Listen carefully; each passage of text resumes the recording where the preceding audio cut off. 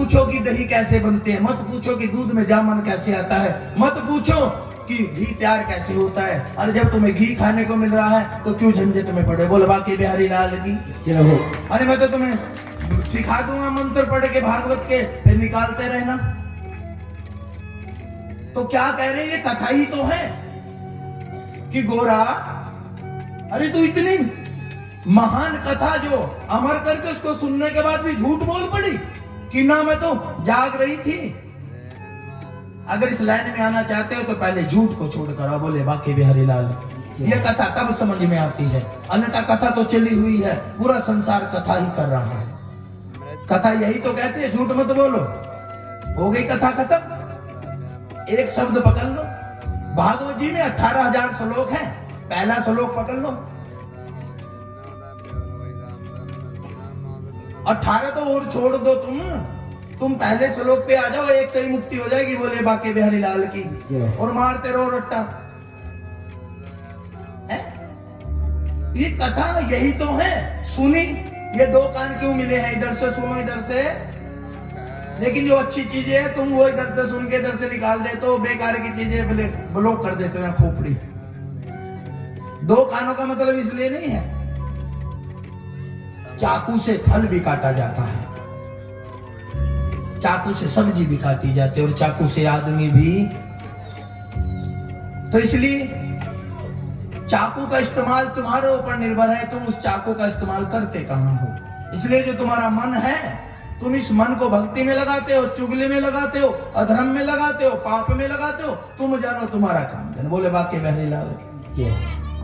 अब मैया सो गई तो भोलेनाथ ने कथा बंद कर दी। बोले तेरे बस की बात नहीं।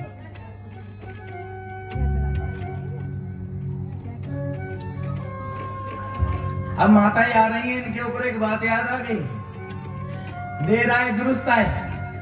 चले जो लास्ट में भी पहुंच जाए तो हाजिरी लग जाती है। बोले भाग्य बिहारी लाल की। और जो अभी घरों में बैठे हैं उनको कहना चाहूंगा, जैसे माताएं जो पहले आके बैठ जाती हैं, ये तो खाली हैं, इनको तो काम को है ही नहीं, घर को फ्री कर रखा जाओ। तो ऐसे ही आज कथा का दूसरा दिन है। जो पहले दिन आए थे तो उसने कहा कहां गई थी। वैसे तो पूरे नगर को पता चल चुका है कि भागवत हो रही है, लेकिन कुछ को पता होने के बाद भी वो सोचते हैं कि कोई वीआईपी कार्ड आए तो मैं जाऊं, या कहे पंडित जी, कपिल जी कहें, हैं, या और लोग जो सहयोग में है वो कहें, या हमारे शर्मा बंधु जी कहें, या जो भाई बैठे हैं पूरा जो क्लब कार्य कर रहा है इसमें वो कहें। ध्यान रखना, निमंत्रण शादी विवाह का होता है, धर्म के कार्यों में कोई निमंत्रण नहीं होता। जहां सहयोग मिले कर दो। धर्म तो वैसे करो कि दूसरे हाथ को पता ना लगे, ऐसे दान करके निकल जाना। तो ये आप पूरे नगर की कथा है, आप सब लोगों के लिए है। मैंने कल भी कहा था कि इसमें निमंत्रण की जरूरत नहीं होती। आप यहाँ आके जो पुण्य तीर्थ कर रहे हो तो आप लोगों के काम आना है। बोले बाके बिहारी लाल की। तो स्वयं पहुंचो। कल जो कलश यात्रा हुई थी उसमें जितनी माताओं ने भाग लिया, वो जितने कदम भी इस यात्रा में चले, नाचे गाए। मैंने पहले कहा है कि कई प्रकार की भक्ति है, जिसको जो अच्छा लगे वो करो।